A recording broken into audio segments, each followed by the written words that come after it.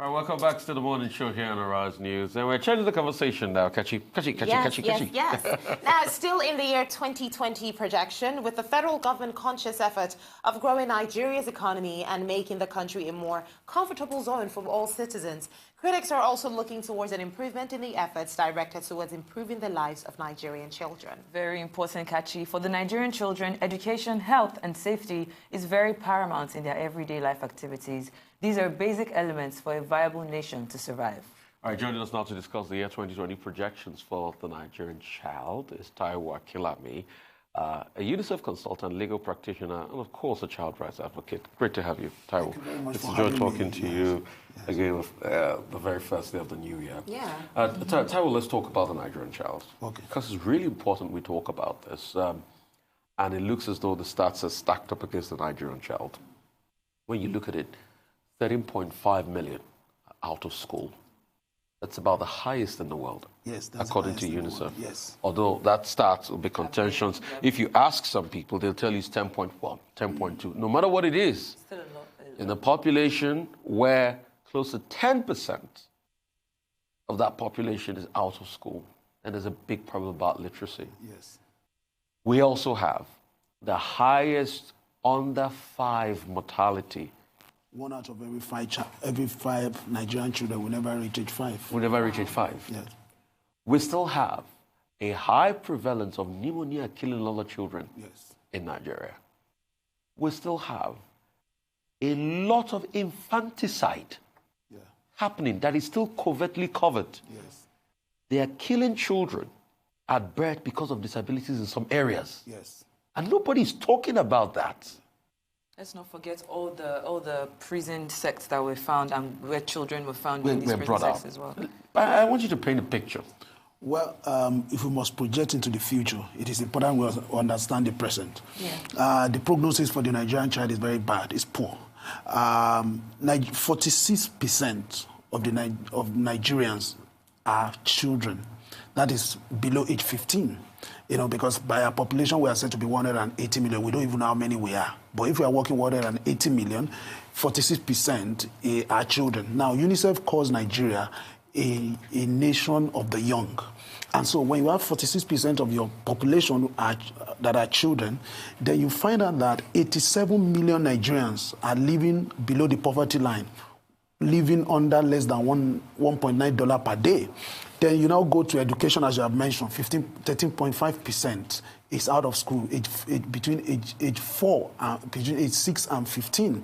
Then you look at sanitation for you there. Primary school completion rate has dropped below 50%. Yes.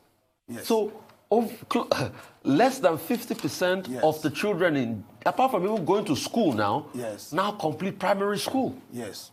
So you now find water, sanitation, and hygiene. Only 26.5% of Nigerians have access to good water, good hygiene. By World Bank ratio, 108 million Nigerians are homeless. If you look at a ratio of 6 people to accommodation, so it means that our accommodations are congested. So what you find is that you find a situation where the children of the hewers of wood and drawers of water, the oi polloi, the people that Frans Fanon will call the wretched of the earth, they don't have a future as it stands today. And that's why whatever we do, whatever we are trying to do in 2020, it is important that we understand that we need to declare a state of emergency when it comes to our children. You know, because you see, I don't see the plan on ground that is going to take responsibility for all the things that we are facing. Now, when you look at a country that cannot build schools, that cannot provide health, that cannot provide, social amenities for our children, allocating 37 billion to renovate a part of the National Assembly. Now, those guys are not sitting on the floor. Their children are not likely schooling here.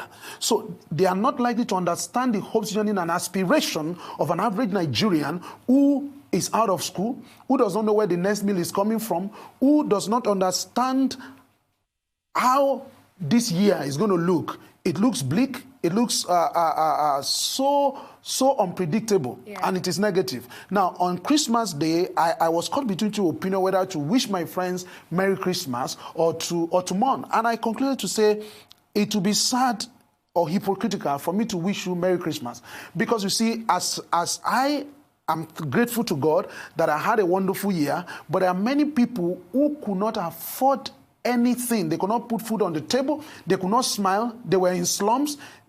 Some of them were in the hospital. Some of them were in the IDP camps. And there seemed to be no tangible commitment to change the tide of things. And that is why I think that in this year, there has to be a level of advocacy. I call it social protection advocacy. You see, since 2010, ILO, International Labour Organization, has said that the solution to child labor is social protection. That is provision of health care, provision of shelter, provision of education, provision of basic things of life. Until these things are provided, then it is difficult for us to have a year where children can smile. Now, many years ago, I've argued, I was in a press conference organized by the former Deputy Governor of Lagos State, and Lagos State government has declared war on child abuse in Lagos State. And I was at that press conference, and I said it was commendable that the Deputy Governor then was declaring war on child abuse. And I asked the question, have you addressed the question of poverty? Because when the existence of a people are abused, they must abuse children. Now, you can't give what you do not have. When you go to Ajegunle, let's use Lagos as a template. It's a smart city. When you go to Ajegunle, Tabon Ologuro, all those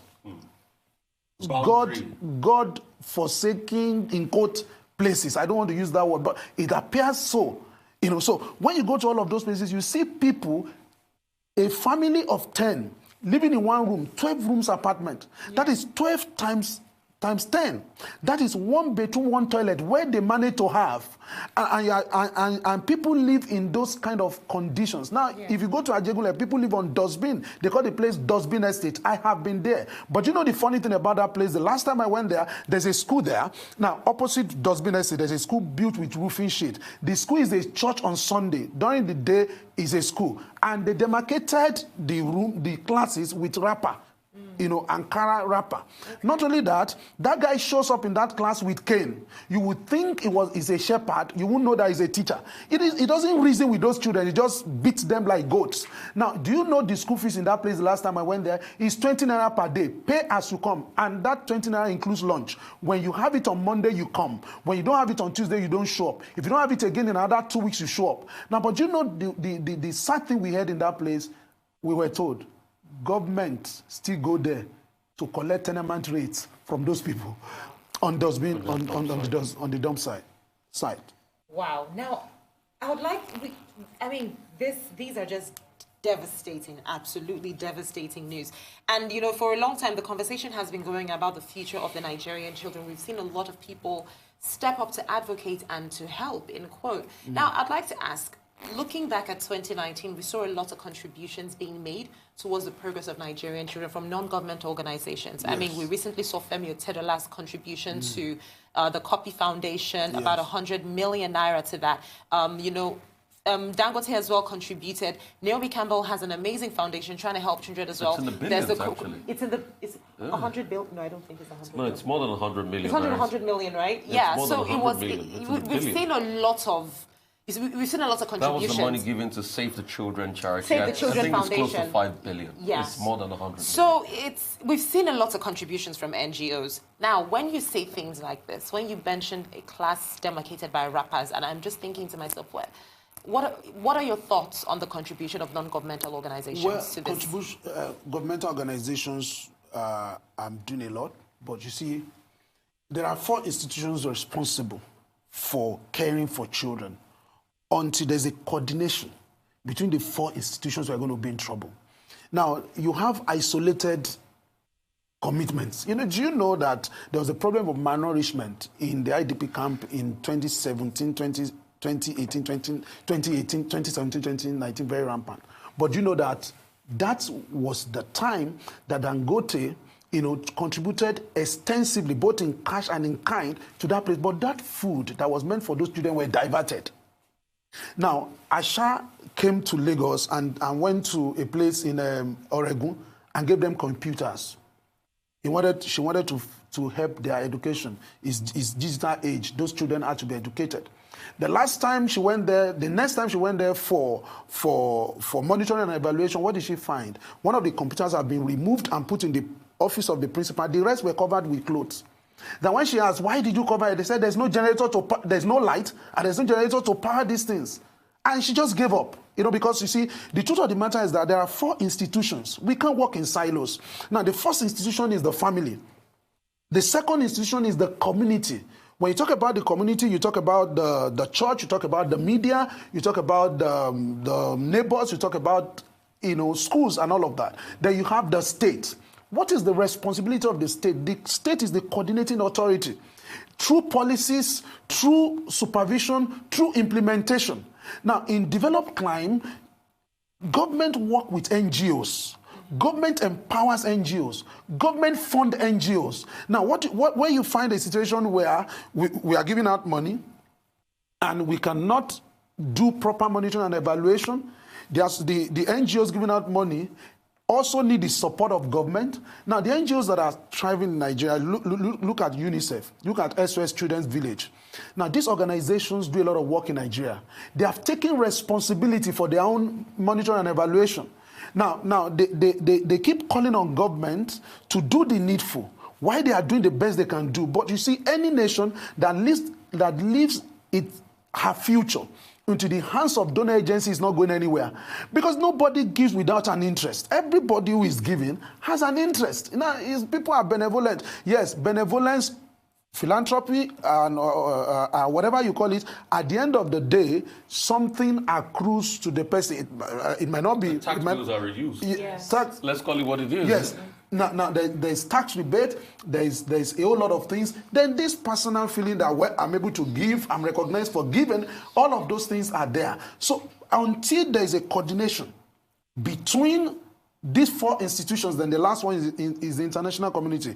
The state, the family, the state, the family, the community, the state, the international community. Now, this is the question. How many children are out of school today, according to the Nigerian government, Bureau of Statistics? What is their own figure? If you say it's not 13.5...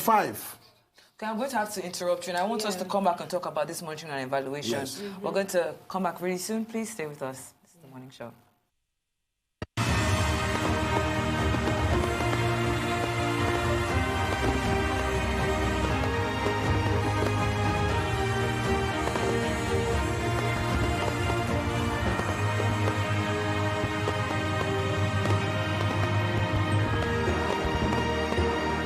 Welcome back to The Morning Show. We still have Taiwo Akinlami, a UNICEF Consultant, legal practitioner, and of course a child rights activist. And we've been talking about the fate of the Nigerian children, especially looking forward towards 2020. We're talking about the concept of monitoring and evaluating resources allocated to these children, especially by non-governmental organizations. How do we ensure that they are well accounted for? How do we ensure that these resources get to the children finally? And isn't it obvious that clearly there is some type of shadiness going on with the rate at which it's almost as if the more we do, the more work there is to be done? So there's Federal Ministry of Women Affairs and Social Development. There's Ministry of Youth and Sports Development. All of these ministries are supposed to coordinate everything that has to do with children. Once there's no coordination at the center, and that cannot be also diversified at the state level, there's going to be a problem. The challenge is that if someone wants to give to children, how do you give? How do you understand the need? Because you see, if you want to train an organization, what are your training needs? If you want to help children in Lagos State, for example, you don't just say, okay, I want to help and begin to dole out resources. I want to talk to a ministry, the line ministry that is responsible. But I understand people's fear that if we give the money to these organizations, to this government organization, the money may not trickle down to those who really need it. So people want to begin to find their level. So what I'm saying is that this year, it must be a commitment for us to agitate, to ask the question, who is in charge of our children? Lagos State Ministry of Youth and Social Development is in charge of children. At the federal level is between the Ministry of Women Affairs and Social Development and Ministry of Youth and Sports. All of these ministries, what are their projections for children? Which organizations do they want to work with? Now, SOS Children's Village, UNICEF calls some people partners. Who are the partners of government? And UNICEF recognizes all their partners. You know, SOS Children's Village just recognizes all their partner. They know the role they want each partner to play. So if you go to SOS Children's Village and say, this is what I want to do, well, if for every project they want to do, there are people who have taken responsibility for it, and there's a way it can be monitored. But until that is done, you are going to find there was a woman who was trying to do a project on HIV. So she commissioned us to do that project for her. So she wanted to help children with living with HIV. So our plan was that she was going to spend 80% of our resources in the urban area and 20% in the rural area. But our research found that what has happened is that 80% of the problem is in the rural area, 20% of the problem is in the urban area. But available resources, 80% of the money is in the urban area, chasing 20% of the problem, while 20% of the money is in the rural area, chasing 80% of the problem. You see misappropriation of funds and commitments and all of that. So we have to coordinate the activities of organizations that are responsible. That's number one. We need to care about health. It is very, very important. We need to care about education. If there are 13.5 million Nigerian children out of school, how many are they? Where are they densely populated? How many schools do we need to build? How many teachers do we need to hire? How many trainings do we need to organize? All of those things have to be there. Then not only that, all this idea of universities, particularly private universities, you now know that children go into the university because JAM says you should be 16 years old, and a child is anybody below 18. So we have a lot of children in university. And so when you talk about this sex for mark and all of that, children are affected, they are involved. What are we going to do about that? Do we need a child protection policy within the university system, or do we want to run away from the fact that I know people enter university at the age of 15 and they are there and they face a whole lot of things. Then again, this idea of camps that are now known as universities, because what has happened is that you build a university, children cannot interact, children cannot talk, children cannot use phone, children cannot do anything. University is the last lap of a young person's education, and you cage them. So it is now university of bondage. It is uni-zoo, where children are caged. They cannot. Boys and girls cannot hold hands.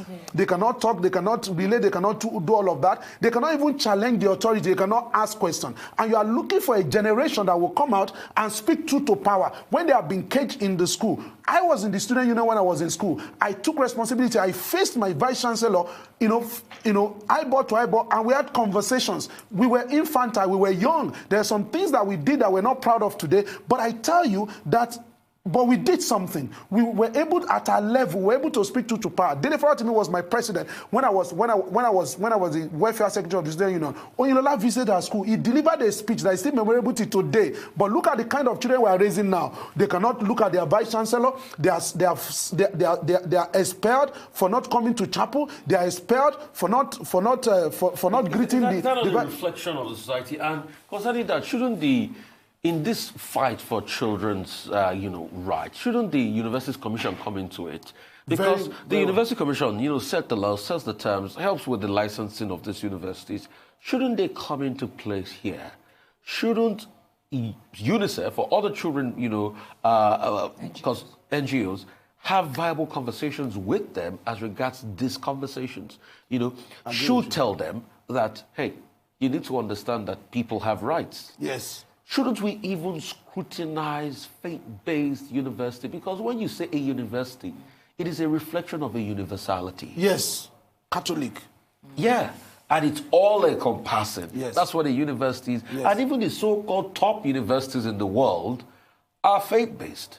But they don't give a lot of restrictions. Yes. like we give in Nigeria. Just to add to that, you know, there is an argument, some of these faith-based universities, because I did go to one. The chancellor would tell you, this is the handbook. You are supposed to read it before you even decide you want to become a student of this university. You either stick to the rules or you go to a different university. And you have people that sign that waiver and then you are trapped in that. So, you know, there's that... But this is the point. People are trying to figure out what that balance is. This is the point. Exactly. If I'm looking for a job and I'm desperate, you know that the reason what gave rise to private universities is lack of public universities. The spaces are not there. And so people are looking for alternative. The same thing that gave rise to private schools. Nigeria is the only country where private school is an alternative to public schools. Private school is supposed to be a luxury for those who can afford it. Private school is supposed to be available to everybody. So when you know you don't have a space and you go somewhere, and the fact that under duress, there's something called under duress, the fact that you signed everything you are asked to sign because you want to put your child in a school does not mean that the Constitution does not give people right, freedom of association. As long as I'm not committing a crime, I can relate with the opposite sex. When is a university undergraduate going to marry? When I went to the university, my mates, there were grandfathers in my class. There were people who were reading law at second or third degree. Dr. Ruben Abati came to Lagos State University to read law. I don't know how many maybe the fourth or the fifth or the sixth degree. The question is now, tell him, when he was in Lagos State University, that he couldn't hold hands with female. That he can't be seen having a conversation with a female at 7 o'clock. These things are destroying our children. And it is high time we paid attention to. In September, I was with Ministry of Education in Abuja in a UNICEF program, and I was asking, we were preparing a national policy for the protection of children all over Nigeria, and I was saying that in this national policy, one thing is certain is that you've set the agenda for this year. We'd like to thank you, but one thing is certain, Akinlami, because of time, we'll definitely still have you in the course of this year, because we need to talk about a lot. But you've definitely set the agenda. We've talked about, you know, Child Protection Act and some other viable laws in the country, and the welfare of children. And these are conversations. The universities. Yeah, these are conversations I want to prick your conscience as you go in the course of this year as a policy maker. You've seen our conversation today. Take learnings from it. It's important we do that in the new year. 2020. I'd like to say a big thank you to you once again. Thank you so much for having me. I thought we were just starting the show. Well, that brings us to the end of the show today. I'm Rafai Oseni. I'm Kachi Ofia. And I'm Sheito Atigari. Thank you for watching.